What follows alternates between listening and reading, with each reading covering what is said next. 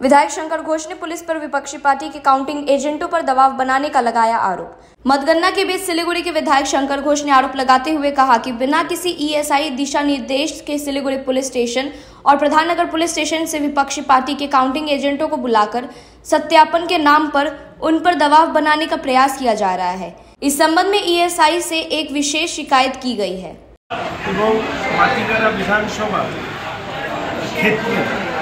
দুটি থানা শিলিগুড়ি থানা এবং প্রধাননগর থানার থেকে বিরোধী দলের অর্থাৎ ভারতীয় জনতা পার্টির কাউন্টিং এজেন্টদেরকে ফোন করে তাদেরকে ভেরিফিকেশন করবার নাম করে রেসিডেন্সিয়াল অ্যাড্রেস সহ অন্যান্য বিষয়ে জানতে চাওয়া হচ্ছে এবং তাদের কাছে কিছু ডকুমেন্টস চাওয়া হচ্ছে।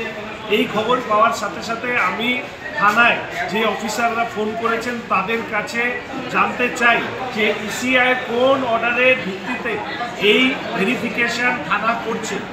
তিনি জবাব না দিতে পারার জন্য পরবর্তীকালে থানার বড় অফিসার তারা ফোন করে আমাকে জানাচ্ছেন যে স্পেশাল ব্রাঞ্চ, জানি না কোন স্পেশাল ব্রাঞ্চ, তৃণমূলের দলদাস পুলিশের কোনো স্পেশাল ব্রাঞ্চ কিনা বলতে পারবো না, তারা বলছে স্পেশাল ব্রাঞ্চ থেকে এই নির্দেশিকা জারি করা হয়েছে।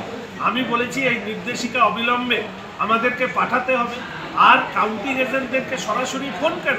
এই ব্যাপারে যদি কোনো ইসিআই নির্দেশিকা থাকে তাহলে আরও আছেন এবং তার পাশাপাশি আমাদের ক্যান্ডিডেট আছেন, ক্যান্ডিডেটের ইলেকশন এজেন্ট আছেন, তাদেরকে যোগাযোগ না করে ইন্ডিভিজুয়াল কাউন্টিং এজেন্টদের সাথে যোগাযোগ করা আসলে কাউন্টিং এজেন্টদেরকে পুলিশ দিয়ে ভয় দেখানোর অপচেষ্টা শুরু করেছে তৃণমূল কংগ্রেস এবং তার দলদাস প্রশাসন।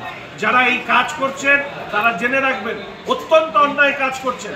রাজ্যের সরকার বদল হলে এই যে যত ফোন নাম্বার এসছে এই ফোন নাম্বারগুলো আমাদের কাছে থাকলো। আমরা ইসিআইয়ের কাছে জানতে চেয়েছি এই ধরনের কোনো নির্দেশিকা আছে কিনা, যদি না থাকে তাহলে ইসিআইয়ের কাছে এই অফিসার্সদের বিরুদ্ধে ব্যবস্থা নেওয়ার আমরা অনুরোধ জানাবো।